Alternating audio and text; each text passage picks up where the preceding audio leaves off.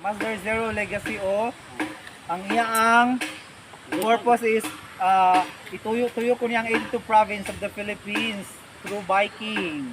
Gusto ta mag-iwan ito na ligasiya sa atong mga kababayan. Kapalay ba lang sila? Kaya ang gibote, hindi lang kanina para karon nga henerasyon. Hindi para pa sa pinakaubos sa mga henerasyon. Atong mga kada, butangan ng kuan, may mga signboard, Wala pa. Wala pa yung signboard. Utang na tapos. wala tong yawan na itong mga local government.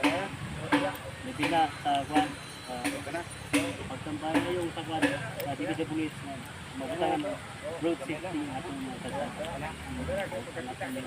Mabutangan mga pedestrian din. Wala gali suga diri. Ang sigaw. Wala pabutang ako yung nagpabutang mga solar diri dito. Wow, ingat sir. May pabutang mga solar. Kaya kasi ulit ang iyang kuan.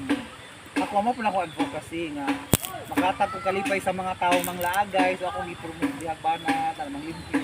Panglaagay, bro. Panglaagay, bro.